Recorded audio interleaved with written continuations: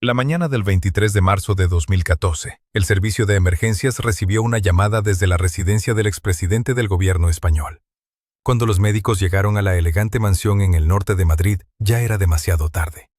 Adolfo Suárez González, el hombre que había transformado España de dictadura a democracia, yacía inmóvil en su cama.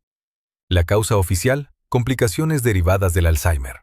Pero lo que los médicos no pudieron explicar fue el detalle inquietante que uno de los enfermeros mencionó en susurros a sus colegas más cercanos. Junto al cuerpo, sobre la mesita de noche, había una fotografía antigua arrugada y un sobre amarillento sin abrir, dirigido a él mismo con letra temblorosa.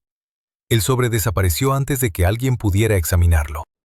Durante décadas, Adolfo Suárez había sido conocido como el arquitecto de la transición democrática española. El político que consiguió lo imposible: desmantelar el aparato franquista desde dentro sin provocar un baño de sangre. Recibió elogios internacionales, reconocimientos, títulos nobiliarios. Sin embargo, quienes lo conocieron íntimamente durante sus últimos años de lucidez aseguran que el expresidente vivía atormentado por algo que nunca reveló.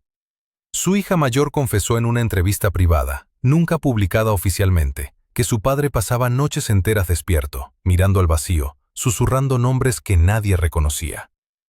Existen documentos clasificados en los archivos del Centro Nacional de Inteligencia Español que permanecen sellados hasta el año 2034. Documentos que, según filtraciones de exagentes, contienen conversaciones grabadas entre Suárez y figuras misteriosas del aparato de seguridad durante los años de la transición. Conversaciones donde supuestamente se mencionan pactos secretos, acuerdos en sombras, promesas que nunca debieron hacerse públicas. ¿Qué sabía realmente Adolfo Suárez que el resto de España desconoce? ¿Qué secreto llevó consigo a la tumba, mientras su mente se desvanecía lentamente, protegiendo hasta el último momento una verdad demasiado peligrosa para ser revelada? La habitación olía a medicina y silencio, pero había algo más en el aire de aquella mansión madrileña, algo que los paramédicos no pudieron identificar cuando retiraron el cuerpo sin vida del expresidente. En la mesilla de noche, junto a la cama donde Adolfo Suárez había exhalado su último aliento, faltaba algo. Los escoltas privados que habían custodiado la residencia durante años lo sabían perfectamente. Una pequeña caja de madera de caoba, con incrustaciones de nácar, había desaparecido. Nadie hizo preguntas, nadie levantó la voz. El protocolo se cumplió con una precisión quirúrgica que resultaba casi sospechosa. El certificado de defunción se firmó en menos de una hora. El cuerpo fue trasladado con una rapidez inusual para estos casos, y la familia, curiosamente, insistió en que no hubiera autopsia detallada. Demasiadas prisas para un hombre que había sido el arquitecto de la democracia española. 3 días después del funeral de Estado, un antiguo colaborador de Suárez llamó a la redacción de un periódico de tirada nacional. El periodista que atendió la llamada recordaría más tarde el temblor en la voz del hombre, que se negó a identificarse completamente.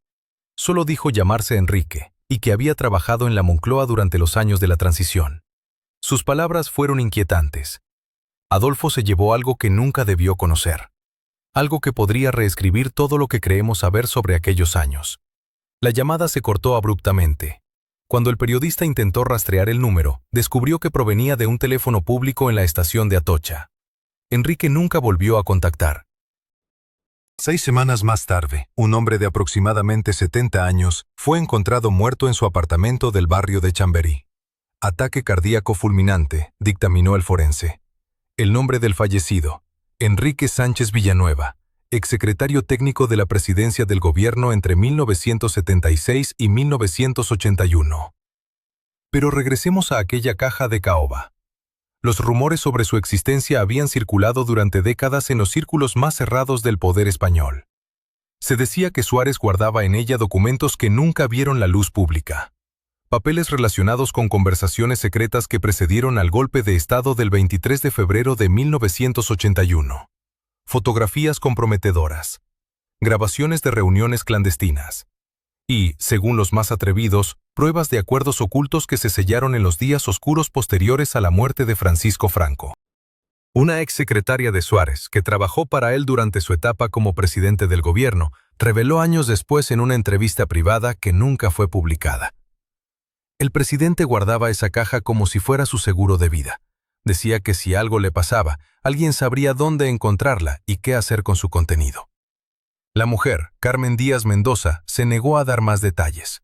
Murió en 2017, en circunstancias que sus familiares describieron como extrañas. Se cayó por las escaleras de su casa, a pesar de que había vivido allí durante 40 años sin ningún accidente previo. En los archivos del Centro Nacional de Inteligencia existe un expediente clasificado con el nombre en clave Operación Silencio. Fue abierto el 24 de marzo de 2014, exactamente un día después de la muerte de Suárez. El contenido permanece sellado bajo la máxima clasificación de secreto. Pero un exagente, que habló bajo condición de anonimato absoluto, confirmó que la operación tenía un objetivo muy específico: localizar y recuperar materiales sensibles que pudieran encontrarse en posesión de la familia Suárez. Lo que hace que este detalle sea aún más perturbador es que dicha operación se puso en marcha sin orden judicial visible, sin autorización formal del gobierno, como si alguien, desde instancias muy superiores, hubiera activado un protocolo de emergencia que existía desde hacía décadas, esperando ese momento preciso. Los hijos de Suárez nunca hablaron públicamente sobre la desaparición de objetos personales de su padre, pero varios empleados domésticos de la familia comentaron entre susurros que, en los días posteriores al funeral, hombres trajeados habían visitado la residencia. No eran de la familia. No eran amigos conocidos. Llegaron en coches sin matrícula visible. Se encerraron durante horas en el estudio privado del expresidente y se marcharon llevándose varias cajas de cartón precintadas. Un detective privado, contratado discretamente por un familiar lejano de Suárez que desconfiaba de la versión oficial, logró seguir a uno de aquellos vehículos. El coche se dirigió directamente a un edificio gubernamental en el Paseo de la Castellana, sede de uno de los servicios de inteligencia más herméticos del país. El detective, un hombre llamado Miguel Ángel Torres, con 30 años de experiencia, presentó su informe y cobró sus honorarios. 2 meses después, su oficina fue registrada por efectivos de la Policía Nacional bajo la acusación de fraude fiscal. Todos sus archivos fueron confiscados, nunca fueron devueltos. ¿Qué guardaba realmente Adolfo Suárez en aquella caja de caoba? ¿Por qué tanta urgencia en hacerla desaparecer? La respuesta podría estar en los días finales de la dictadura, cuando el generalísimo Franco agonizaba en su lecho y España contenía la respiración. Suárez, entonces un joven funcionario del régimen, fue testigo de conversaciones que jamás debieron salir de las habitaciones donde se celebraron. Conversaciones entre militares, políticos, empresarios y representantes de gobiernos extranjeros. Negociaciones sobre el futuro del país que contradecían todo el relato oficial que luego se construyó. Y Suárez, meticuloso y precavido, tomó notas, guardó pruebas. Se aseguró de que, si algún día necesitaba protección, tendría con qué defenderse. Ahora ese seguro había desaparecido con él, o quizás no del todo. Nadie prestó atención cuando Mariano Rubio, el antiguo gobernador del Banco de España, abandonó precipitadamente una recepción diplomática en el Palacio de Viana 3 días después del funeral de Suárez. Su rostro habitualmente impasible mostraba una palidez enfermiza, y sus manos temblaban al rechazar la copa de jerez que le ofrecía un camarero. Los periodistas que cubrían el evento lo atribuyeron al cansancio, a la edad avanzada del funcionario, a la tristeza por la pérdida de quien fuera su amigo durante los años de la transición. Pero había algo más, algo que Rubio no revelaría jamás en público. Esa misma noche, un taxi lo dejó frente a un edificio discreto en el barrio de Salamanca. No era su residencia habitual. Los vecinos dirían después que el hombre entró solo, caminando con dificultad, mirando constantemente hacia atrás como si alguien lo siguiera. Las cámaras de seguridad del edificio, curiosamente, dejaron de funcionar durante exactamente 47 minutos. Cuando volvieron a activarse, Mariano Rubio ya no estaba allí. Su cuerpo sería encontrado 2 semanas más tarde en su casa de campo en Ávila. Muerte natural, declaró el forense. Fallo cardíaco. 82 años. Nada sospechoso. Excepto que Mariano Rubio había intentado hacer 3 llamadas telefónicas desde esa casa de campo antes de morir. 3 llamadas que nunca se completaron. Los registros de la compañía telefónica mostraban los números marcados. Uno correspondía a la Secretaría de Estado, otro a un número privado que había pertenecido a Manuel Fraga, ya fallecido, y el tercero a una línea internacional que conducía a Ginebra, Suiza. Una línea que aparecía registrada a nombre de una fundación cultural inexistente. La caja de caoba no era un simple objeto decorativo. Los pocos que conocían su existencia sabían que había acompañado a Adolfo Suárez desde los primeros días de su presidencia. Algunos recordaban haberla visto sobre su escritorio en la Moncloa, siempre cerrada, siempre bajo llave. Otros juraban que Suárez la llevaba consigo en sus viajes más delicados, aquellos que no aparecían en la agenda oficial, aquellas reuniones nocturnas en lugares apartados de las que jamás se levantó acta. Un antiguo miembro del Servicio de Seguridad Presidencial, que prefirió mantener su identidad bajo el anonimato más absoluto, reveló años después un detalle inquietante. Durante una visita del presidente a Barcelona, en octubre de 1978, la comitiva se alojó en el Hotel Majestic. A las 3 de la madrugada, Suárez pidió que lo dejaran solo. Los escoltas se retiraron, pero uno de ellos, incumpliendo las órdenes, permaneció cerca de la puerta. A través de ella escuchó algo que jamás pudo olvidar: el sonido de alguien llorando. No era un llanto común, era el sollozo profundo, desgarrador, de un hombre quebrado. Y luego, palabras susurradas en la oscuridad de aquella habitación de hotel. Las palabras exactas permanecen en disputa, pero el escolta recordaba fragmentos. No puedo llevarlo más. Ellos nunca lo sabrán. El precio fue demasiado alto. Cuando el presidente salió de la habitación al amanecer, su rostro mostraba una serenidad antinatural. La caja de caoba estaba bajo su brazo. Los archivos del Centro Nacional de Inteligencia guardan un expediente peculiar, clasificado con el código Z479. El expediente lleva el nombre en clave Operación Caoba. Oficialmente no existe. Ningún funcionario admitirá haberlo visto. Pero una fuga controlada en el año 2009 permitió conocer su existencia. El documento, de apenas 3 páginas mecanografiadas, hace referencia a un protocolo de seguridad establecido en mayo de 1977. El protocolo estipulaba la protección absoluta de cierto material documental en posesión del presidente del gobierno. Material que, según el texto, comprometía la estabilidad institucional del Estado y ponía en riesgo acuerdos fundamentales con potencias extranjeras. El protocolo especificaba que solo 3 personas tenían acceso a ese material: el presidente, el director del Centro Superior de Información de la Defensa y un intermediario no identificado con el alias El Notario. Ninguno de ellos podía hablar del contenido. Ninguno podía hacer copias. Y en caso de fallecimiento del presidente, el material debía ser recuperado inmediatamente y trasladado a una ubicación segura, cuyas coordenadas solo conocía el notario. Pero algo salió mal en marzo de 2014. Porque la caja desapareció antes de que pudieran activarse los protocolos, y el notario, quienquiera que fuese, nunca se presentó. La viuda de Suárez, Amparo Illana, enfrentó un dilema terrible tras la muerte de su esposo. Durante días permaneció encerrada en la mansión, rechazando visitas, evitando declaraciones públicas. Sus hijos notaron un cambio en ella, una angustia que iba más allá del duelo natural.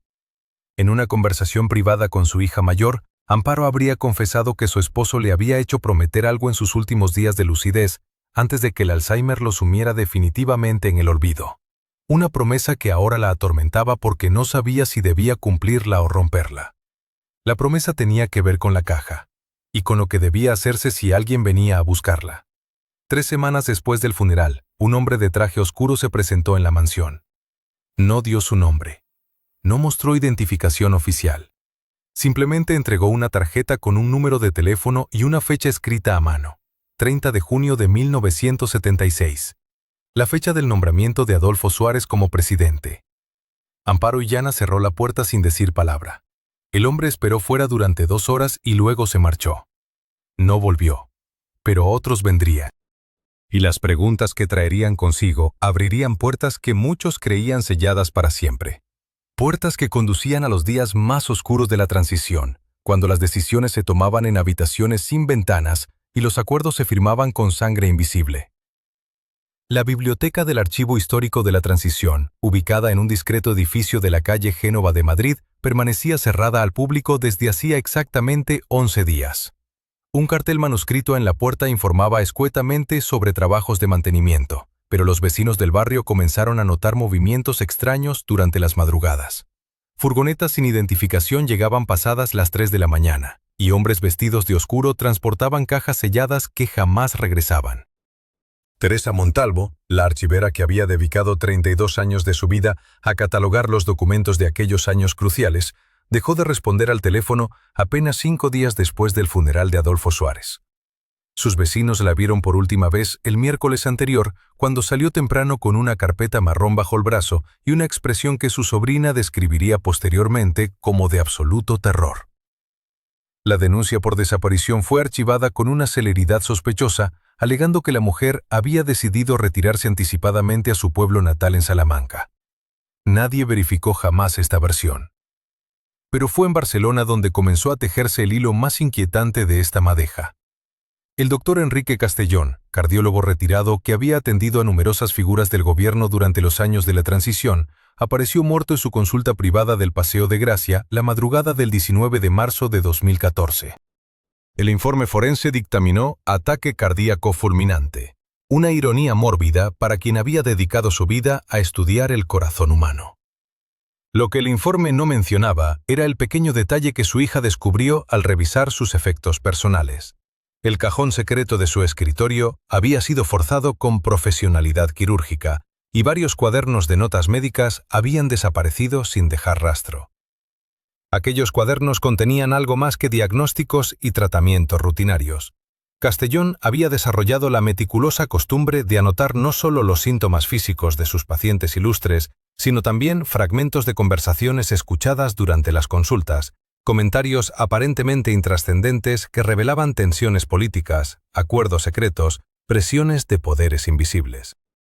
Durante años, el médico había sido testigo silencioso de confesiones involuntarias, de llamadas telefónicas apremiantes interrumpiendo sesiones privadas, de visitas inesperadas que transformaban el rostro sereno de sus pacientes en máscaras de angustia apenas disimulada. En uno de aquellos cuadernos desaparecidos, según confió el doctor a su hija poco antes de morir, había dedicado varias páginas a describir el estado emocional de Adolfo Suárez durante sus últimas visitas antes de abandonar la presidencia. No eran anotaciones sobre su salud cardiovascular, sino sobre algo mucho más perturbador: el miedo visceral que detectaba en sus ojos cada vez que mencionaba determinados nombres, la forma compulsiva en que verificaba si la puerta estaba cerrada antes de hablar, las pesadillas recurrentes que le impedían dormir y que el expresidente describía como visiones de archivos ardiendo y hombres sin rostro vigilando su casa desde automóviles oscuros. La hija del doctor Castellón, Laura, guardó silencio durante semanas después de la muerte de su padre.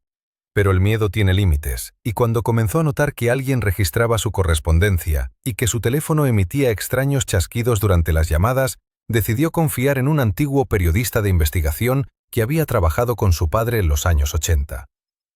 El encuentro tuvo lugar en un café apartado del barrio de Gracia, lejos de miradas indiscretas. Laura le entregó una fotocopia de 3 páginas que había logrado hacer antes de que los cuadernos desaparecieran. El periodista las leyó en silencio, y su rostro perdió todo color. Las páginas reproducían una conversación que el doctor Castellón había escuchado accidentalmente en enero de 1981, cuando Suárez acudió a su consulta en estado de extrema agitación. El expresidente no sabía que el médico había regresado antes de lo previsto y esperaba en la sala contigua. A través de la puerta entreabierta, Castellón escuchó una llamada telefónica que Suárez mantenía con alguien de máxima jerarquía militar. Las palabras eran fragmentarias, pero devastadoras. Alguien había descubierto la existencia de un protocolo secreto firmado durante los pactos de la Moncloa, un acuerdo paralelo que nunca había visto la luz pública y que comprometía aspectos fundamentales de la soberanía nacional. Suárez hablaba de documentos guardados en una ubicación conocida solo por 3 personas, de la necesidad de destruirlos antes de que cayeran en manos equivocadas, del peligro inminente que representaba su simple existencia. El periodista que recibió estas fotocopias tampoco tuvo tiempo de investigar demasiado. 2 semanas después de su encuentro con Laura Castellón, sufrió un aparatoso accidente de tráfico en la autopista que conecta Barcelona con Tarragona. Su vehículo chocó contra la barrera de contención en un tramo sin curvas pronunciadas, en condiciones de visibilidad perfecta. Los investigadores determinaron fallo mecánico en el sistema de frenos. Las fotocopias que llevaba en su maletín jamás fueron recuperadas. Mientras tanto, en Madrid, otro personaje secundario de esta historia comenzaba a sentir el peso de saber demasiado. Rafael Cortés había sido durante 18 años el conductor personal de Adolfo Suárez, un hombre discreto y leal que transportaba al expresidente a reuniones oficiales y encuentros privados sin hacer jamás preguntas indiscretas. Su silencio profesional era proverbial, y precisamente por eso resultaba tan valioso. Pero Cortés había desarrollado otra habilidad igualmente útil: la memoria fotográfica para lugares y recorridos. Recordaba cada dirección a la que había llevado a Suárez, cada desvío inesperado, cada visita no programada que el expresidente le pedía mantener en secreto. Hubo una visita en particular que Cortés jamás pudo olvidar. Sucedió durante el verano de 1993, cuando Suárez ya llevaba años retirado de la vida política activa. Una tarde sofocante de agosto, el expresidente le pidió conducirlo a las afueras de El Escorial, a una zona boscosa raramente transitada. Le ordenó detenerse frente a una antigua casona de piedra medio oculta entre los árboles, propiedad, según los registros, de una fundación cultural cuyo nombre no decía nada a nadie. Suárez entró solo, portando un maletín que Cortés recordaba como inusualmente pesado. Permaneció dentro exactamente 47 minutos. Cuando salió, el maletín ya no estaba en sus manos, y su expresión mostraba una mezcla extraña de alivio y melancolía profunda. Rafael Cortés cometió el error de mencionar este recuerdo durante una reunión familiar, apenas 10 días después del funeral de Suárez. Lo comentó casi de pasada, como una anécdota más de sus años de servicio. 3 días después, recibió la visita de 2 hombres que se identificaron como funcionarios de la Oficina del Patrimonio Histórico. Necesitaban verificar algunos detalles sobre propiedades que Suárez había visitado durante sus últimos años, rutina administrativa para el inventario oficial. Las preguntas parecían inocentes, pero Cortés notó algo perturbador en la forma en que tomaban notas, en la insistencia particular sobre aquella visita a El Escorial, en la manera apenas disimulada de amenaza velada cuando le sugirieron que ciertos recuerdos era mejor mantenerlos guardados para proteger la memoria del expresidente. La casona de El Escorial había sido demolida apenas 6 meses después de la muerte de Suárez, con una rapidez administrativa inusual en España. Los permisos de derribo se tramitaron en tiempo récord, y el expediente apareció por casualidad en el despacho de un notario jubilado de Ávila, un hombre de 82 años que había decidido ordenar sus archivos personales antes de trasladarse a vivir con su hija a Barcelona. Entre documentos rutinarios de herencias y compraventas, descubrió una carpeta de cartón manila sin rotular, sellada con lacre rojo que llevaba grabadas las iniciales del Ministerio de la Presidencia. El notario, cuyo nombre completo era Eugenio Martín Velasco, sintió que sus manos temblaban mientras rompía aquel sello que había permanecido intacto durante más de 30 años. En su interior encontró 3 documentos mecanografiados en papel cebolla, el tipo de papel que utilizaban los servicios de inteligencia durante los años 80 para correspondencia clasificada.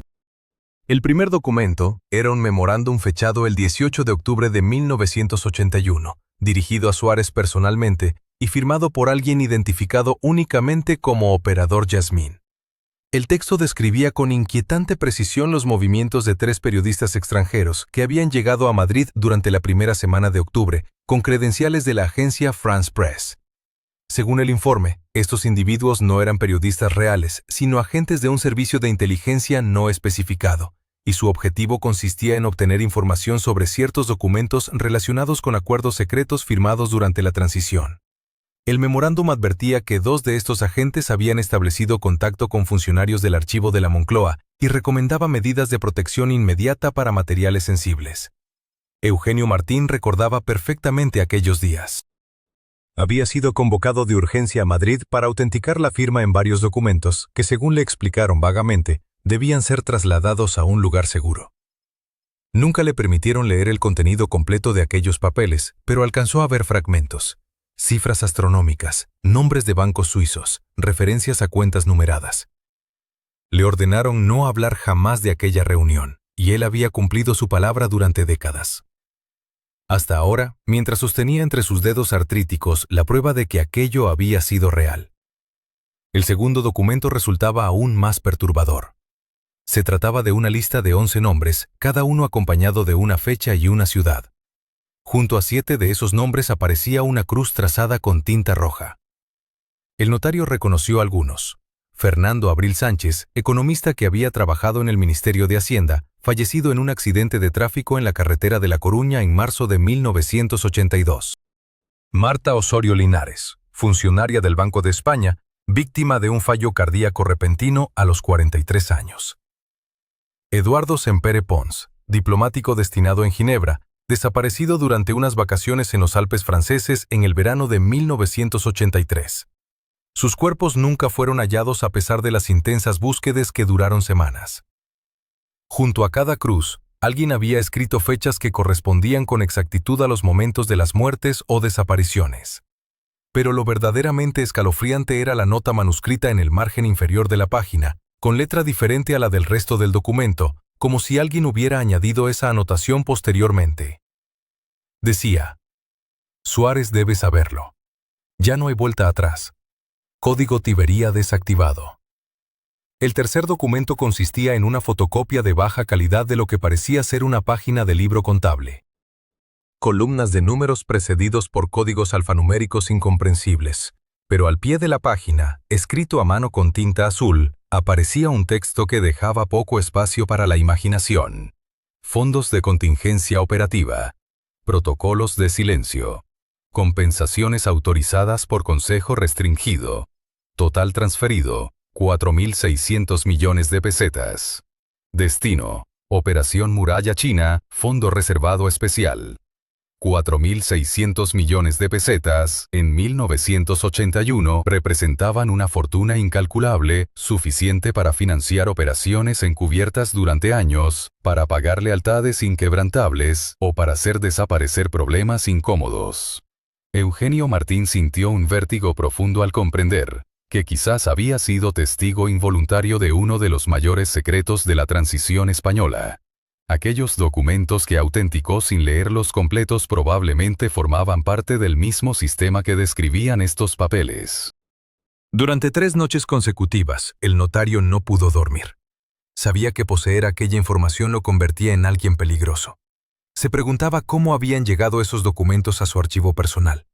No recordaba haberlos guardado conscientemente. Quizás alguien los había deslizado entre sus papeles durante aquella convocatoria urgente en Madrid. Alguien que necesitaba preservar una prueba, pero no podía conservarla personalmente. O tal vez era una forma de seguro, una garantía de que si algo le sucedía al portador original, la verdad no moriría con él. Finalmente, el 29 de marzo de 2013, Eugenio Martín tomó una decisión. Realizó copias digitales de los 3 documentos, las guardó en una memoria USB que entregó a su hija con instrucciones precisas de abrirla solamente si algo le sucedía, y envió los originales por correo certificado a la dirección de un periodista de investigación que había leído artículos sobre los archivos desclasificados de la transición. No firmó la carta que acompañaba el envío, simplemente escribió: de alguien que estuvo allí y ya no tiene miedo. El paquete nunca llegó a su destino. Según los registros de correos, fue entregado correctamente en la dirección indicada, pero el periodista juró no haberlo recibido jamás. Alguien interceptó aquel envío entre el buzón del edificio y el apartamento del destinatario. Y mientras tanto, en los pasillos del poder, personas que creían enterrados ciertos secretos comenzaron a recibir llamadas inquietantes de viejos contactos que no habían hablado en décadas, preguntándoles si habían visto ciertos documentos circulando nuevamente.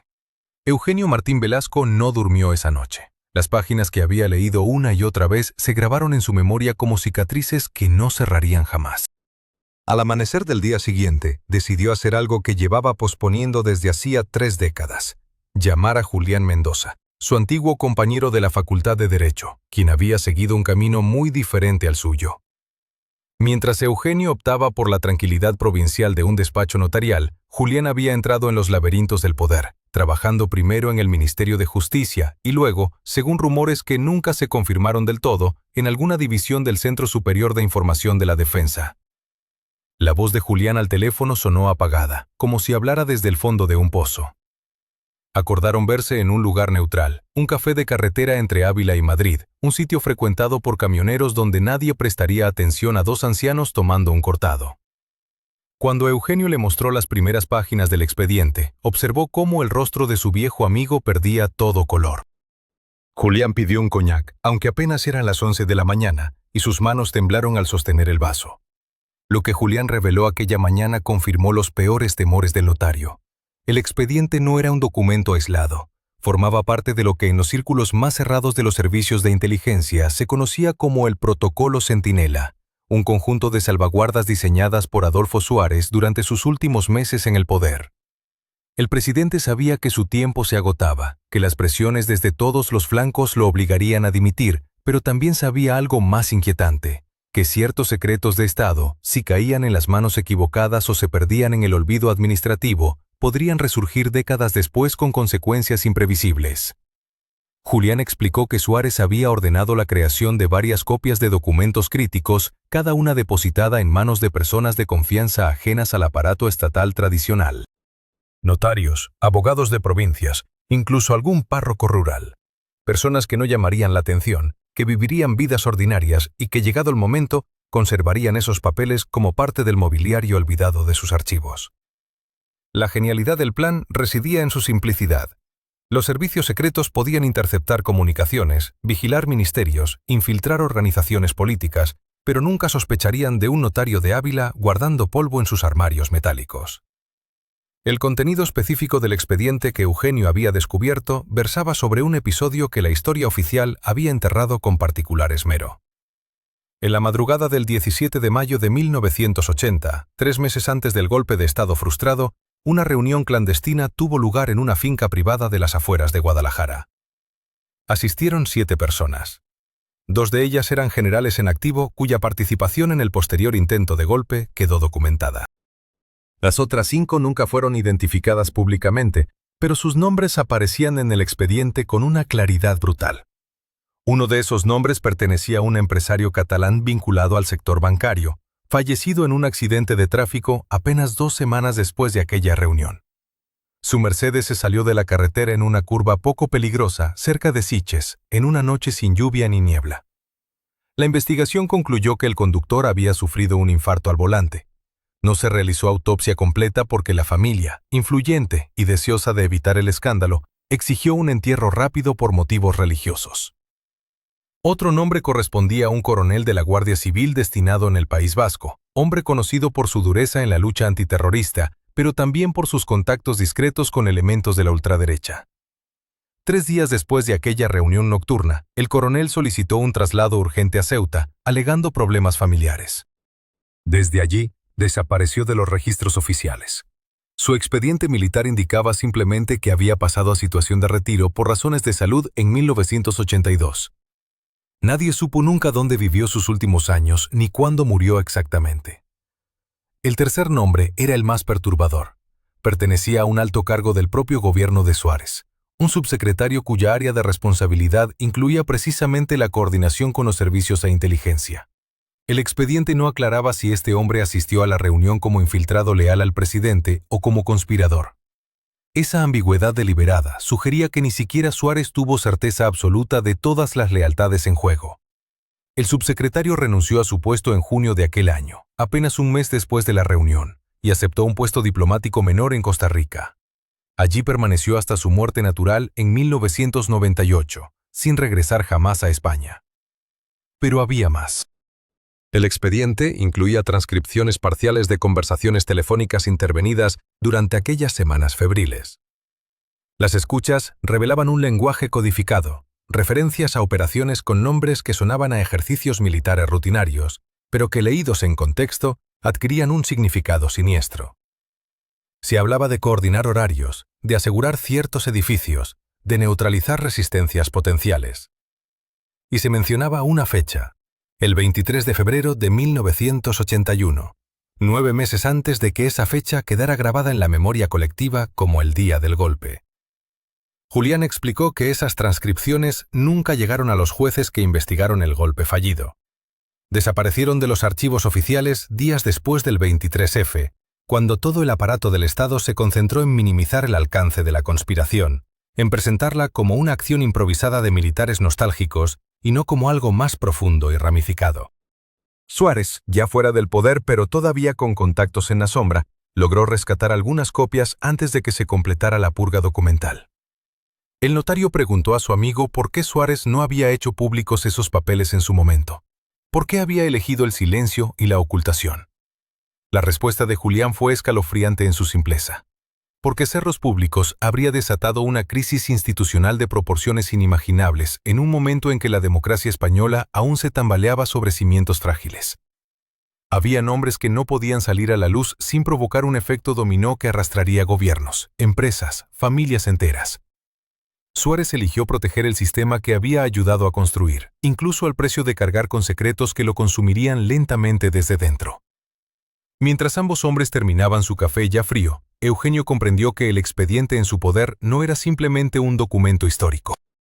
Era una bomba de relojería que alguien había decidido no desactivar, sino esconder, confiando en que el tiempo haría irrelevante su explosión o que personas futuras sabrían qué hacer con ella cuando llegara el momento adecuado. Ahora ese momento parecía haber llegado, décadas después, en las manos temblorosas de un notario que solo quería pasar sus últimos años en paz. Julián Mendoza vivía en un apartamento del barrio de Salamanca que parecía congelado en el tiempo. Los muebles de caoba oscura, las cortinas pesadas color burdeos, los cuadros de batallas navales en las paredes, todo respiraba una España que ya no existía. Cuando abrió la puerta aquella mañana de marzo del 2023, sus ojos mostraron algo que Eugenio no esperaba. No era sorpresa, era miedo. Se sentaron en la biblioteca privada de Julián, rodeados de tomos encuadernados en piel. La conversación comenzó con cautela, como dos espadachines que tantean la guardia del contrario. Eugenio mencionó los documentos. Julián cerró los ojos durante un instante demasiado largo. Cuando los abrió de nuevo, su voz sonó quebrada. Hay cosas que uno cree enterradas para siempre. Hay secretos que llevas en la espalda como una cruz invisible. Trabajé para el gabinete de enlace durante 3 años, de 1979 a 1982. Oficialmente, era un agregado administrativo.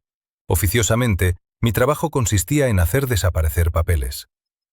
Eugenio sintió que el aire de la habitación se espesaba. Julián se levantó y caminó hasta una estantería.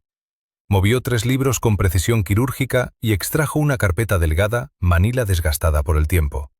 La depositó sobre la mesa con un gesto que parecía liberarse de un peso antiguo. Dentro había fotografías. No eran copias.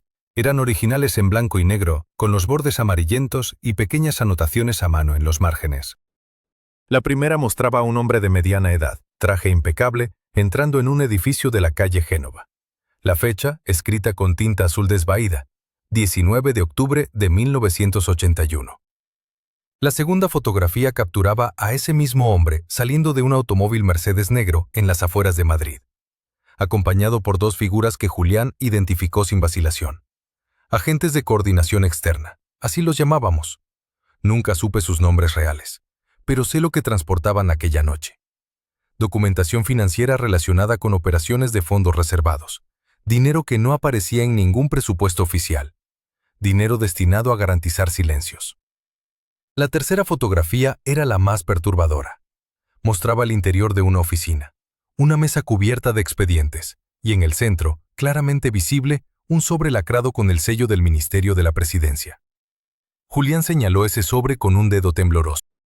Ese sobre llegó al gabinete el 22 de febrero de 1981, 3 días después del golpe. Contenía una lista de nombres, 23 personas que habían estado presentes en reuniones previas al intento de golpe. Reuniones de las que no existe registro oficial. Reuniones en las que se discutió, según el informe adjunto, la necesidad de un escarmiento controlado que devolviera el orden al país. Eugenio sintió un escalofrío. La historia oficial aseguraba que el golpe había sido una sorpresa absoluta, una locura de militares nostálgicos. Pero aquellas fotografías, aquellos documentos, sugerían algo infinitamente más oscuro. Una operación diseñada, permitida, orquestada desde instancias que jamás fueron investigadas. Julián continuó hablando con la voz de quien confiesa ante un tribunal invisible.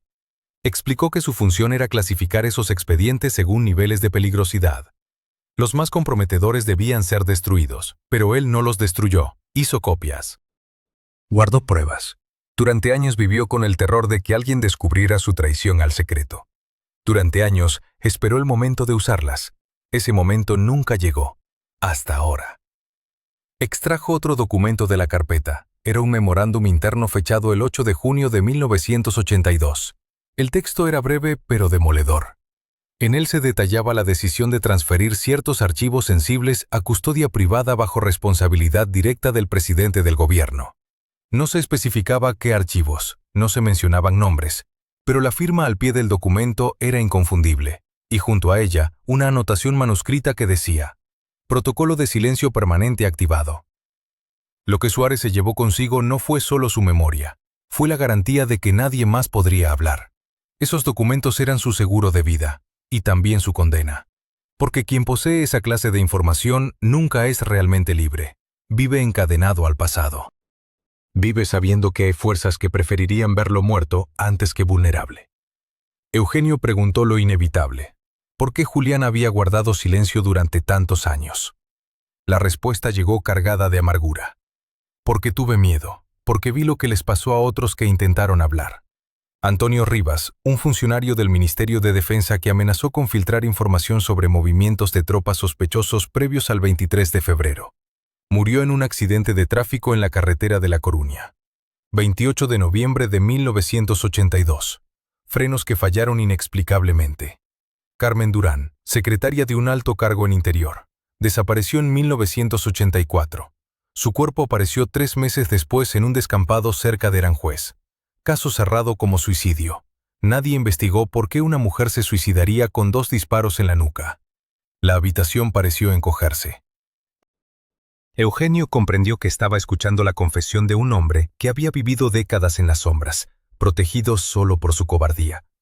Pero también entendió algo más profundo y más aterrador.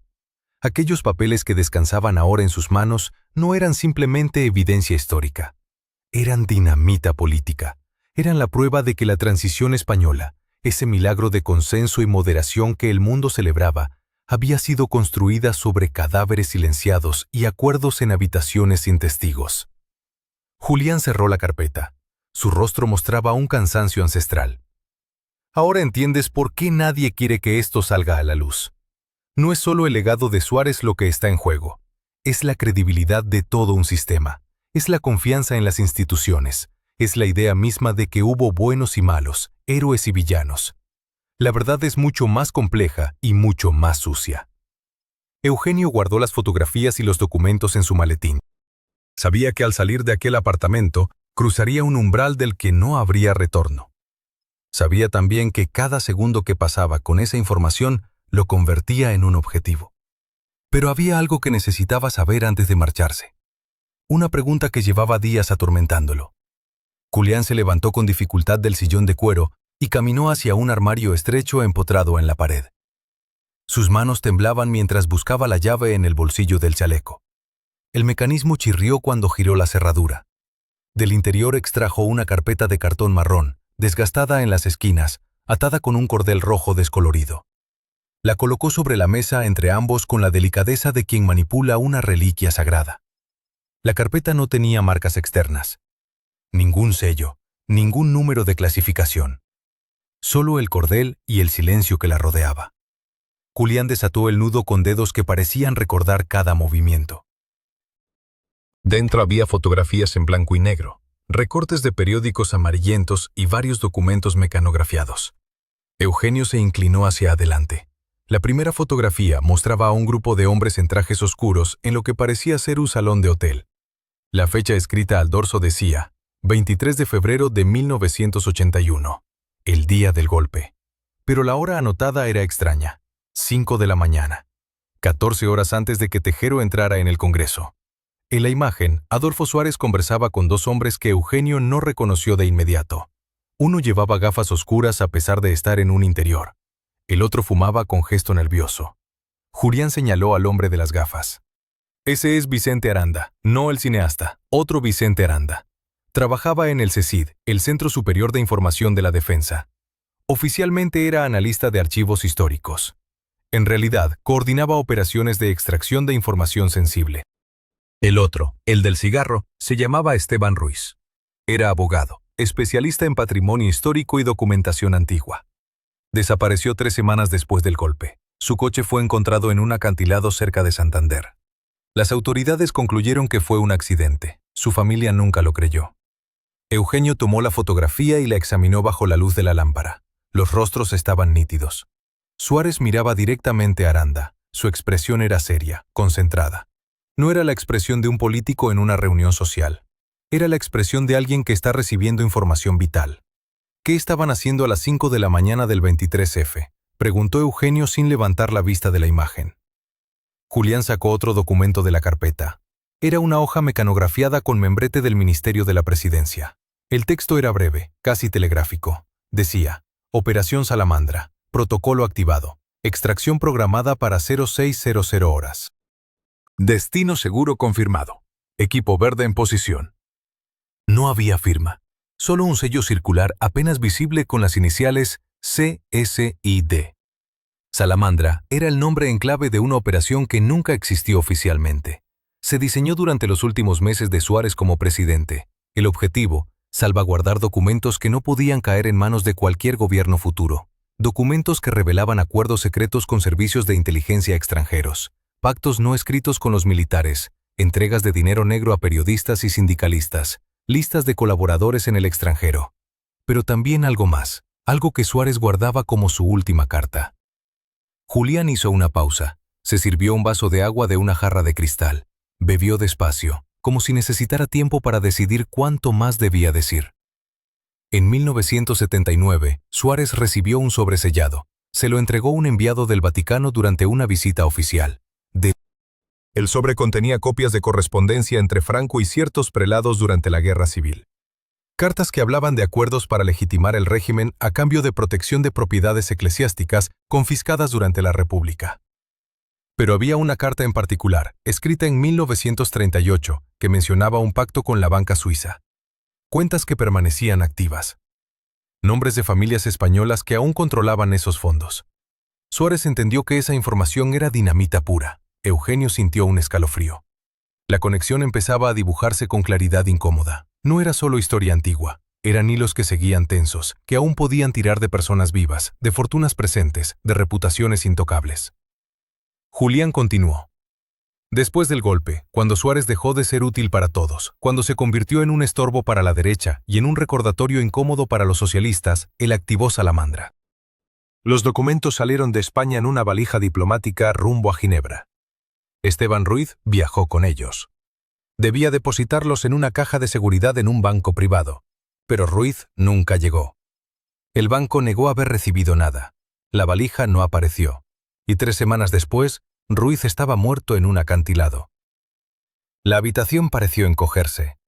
Eugenio sintió el peso de las palabras como si fueran piedras cayendo en un pozo sin fondo. Julián sacó otra fotografía. Esta mostraba a Suárez en una terraza, años más tarde, en los 90.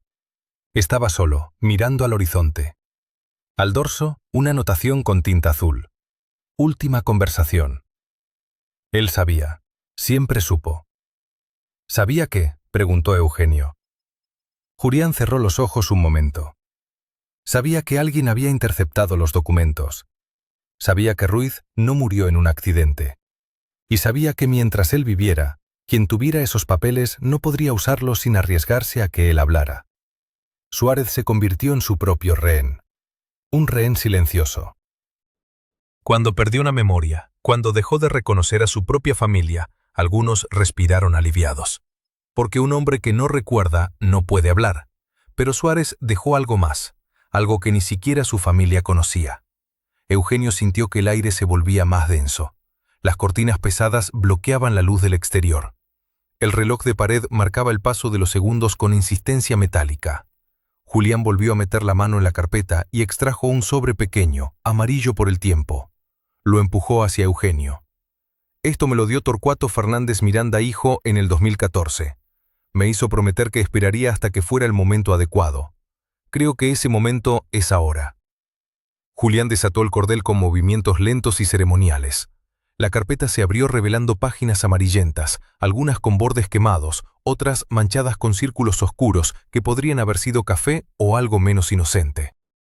La primera hoja mostraba una fotografía en blanco y negro. Adolfo Suárez saliendo de un edificio gris en las afueras de Madrid, mirando por encima del hombro como si supiera que alguien lo observaba.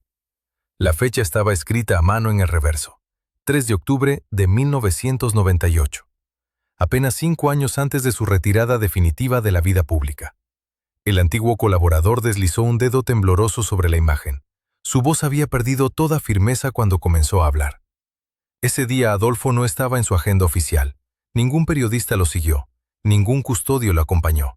Había salido solo de su residencia en Somosaguas antes del amanecer, conduciendo su propio vehículo, algo que no hacía desde los años de plomo. El edificio de la fotografía era una antigua sede de servicios administrativos abandonada tras la reconversión democrática, un lugar donde los fantasmas del franquismo todavía habitaban los pasillos vacíos. Dentro de esa estructura olvidada, según el testimonio que Julián había recogido de un vigilante jubilado, que murió 6 meses después en circunstancias que se describieron como un desafortunado accidente doméstico, Suárez se reunió con 2 hombres. Uno de ellos había servido en el Alto Estado Mayor durante la dictadura. El otro era un nombre que no aparecía en ningún registro oficial posterior a 1982, como si hubiera sido borrado de la existencia administrativa española. La siguiente página contenía fragmentos de una conversación grabada. No era una transcripción oficial, era manuscrita, con letra apretada y nerviosa, como si quien la escribiera temiera ser descubierto en cualquier momento. Las frases eran fragmentarias, pero suficientemente reveladoras. Mencionaban un pacto, un silencio sostenido durante décadas, documentos que nunca debieron salir de ciertos archivos. Había referencias crípticas a operaciones en América del Sur durante los años 70, a fondos desviados hacia cuentas en paraísos fiscales, a nombres de empresarios que habían financiado tanto al régimen anterior como la transición posterior. Y luego, la frase que hacía que todo lo demás pareciera apenas el preludio de algo mucho más oscuro. La frase que Julián señaló con su dedo nudoso mientras su respiración se volvía pesada. Adolfo había dicho, según esas notas febriles, los muertos no hablan, pero los documentos sí. Y yo guardé copias que ninguno de ustedes sabe que existen. Era una declaración de guerra silenciosa. Una amenaza velada o quizás una póliza de seguro. El expresidente había mantenido durante todos esos años un arsenal de verdades incómodas como protección contra quienes pudieran intentar reescribir la historia o, peor aún, eliminarlo si se volvía inconveniente. Pero esa misma protección se había convertido en su prisión. No podía revelar lo que sabía sin destruir el frágil edificio que él mismo había ayudado a construir. No podía permanecer callado sin cargar con el peso insoportable de secretos que manchaban todo lo que había logrado. Julián extrajo otro documento. Este era diferente, más reciente. Una carta fechada el 19 de marzo de 2014, apenas meses antes de que la enfermedad consumiera por completo la mente de Adolfo Suárez. Estaba dirigida a su hijo, pero nunca fue entregada. El sobre permanecía sellado. Julián explicó que la había encontrado en el último despacho personal del expresidente, escondida dentro de un ejemplar de la Constitución española, entre los artículos que garantizaban la inviolabilidad de la corona y la separación de poderes. La carta no era larga. 3 párrafos escritos con caligrafía vacilante que revelaba el deterioro neurológico ya avanzado. Pero las palabras conservaban una lucidez dolorosa. Adolfo escribía sobre el peso de las decisiones que había tomado, sobre compromisos que había aceptado creyendo que eran necesarios para evitar un baño de sangre, sobre concesiones que había hecho a personas e instituciones que no merecían su protección, pero que la habían exigido como precio de la paz. Y al final, una instrucción clara. Cuando yo ya no esté, cuando mi memoria haya desaparecido completamente, busca en el lugar donde comenzó todo. Allí encontrarás lo que necesitas para entender quién fui realmente y por qué hice lo que hice. No para juzgarme, sino para saber que cada silencio tuvo su razón. El lugar donde comenzó todo. Julián no sabía con certeza a qué se refería. Podía ser Cebreros, el pueblo abulense donde Adolfo había nacido. Podía ser la antigua sede de UCD en la calle Génova. Podía ser el Palacio de la Moncloa o incluso la celda de aislamiento donde había permanecido brevemente detenido durante sus años juveniles por actividades políticas clandestinas. El anciano había intentado investigar cada posibilidad, pero su edad y sus recursos limitados habían convertido la búsqueda en una empresa imposible. Quedaban 2 páginas en la carpeta. La penúltima era un listado mecanografiado de nombres. Algunos habían sido tachados con tinta roja. Junto a cada nombre tachado, una fecha. Todas las fechas correspondían a muertes, algunas por enfermedad, otras por accidentes inexplicables, una por suicidio que ningún familiar había creído posible. Los nombres sin tachar eran solo 3. Uno de ellos era el del propio Julián. La última página era una nota adhesiva amarilla, adherida con cinta adhesiva vieja que había dejado marcas pegajosas en el papel. La letra era reciente, probablemente del propio Julián. Decía simplemente: si estás leyendo esto, ya sé lo que va a pasarme. No busques venganza, solo asegúrate de que la verdad no muera conmigo. España necesita saber que la democracia se construyó sobre fundamentos que no todos conocen. Y que Adolfo Suárez pagó un precio que ningún hombre debería pagar por mantener la paz. Julián cerró la carpeta. Sus ojos estaban húmedos. Afuera, la luz del atardecer madrileño comenzaba a teñir de naranja las ventanas del apartamento. En algún lugar de esa ciudad inmensa, los secretos que Adolfo Suárez había llevado consigo a la tumba seguían enterrados, esperando quizás a que alguien con el coraje suficiente decidiera finalmente desenterrarlos. 977. Esa fotografía, aparentemente insignificante, marcaba el comienzo de algo que muchos preferirían olvidar. Los documentos desplegados sobre aquella mesa revelaban una red de contactos secretos que Adolfo Suárez mantuvo hasta sus últimos días de lucidez. Nombres en clave, encuentros nocturnos en residencias privadas, conversaciones telefónicas interceptadas por servicios de inteligencia extranjeros. Todo apuntaba hacia un conocimiento profundo sobre acuerdos nunca formalizados, sobre promesas hechas en sombras que garantizaron una transición pacífica, pero que jamás podrían ver la luz pública.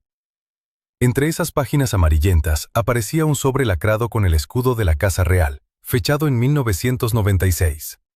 Dentro, apenas 3 líneas manuscritas. Los archivos permanecen donde acordamos. Nadie más debe saber. Tu palabra fue suficiente entonces y lo sigue siendo ahora. Sin firma, sin remitente identificable, pero con una caligrafía que algunos expertos atribuyen a círculos muy cercanos al poder.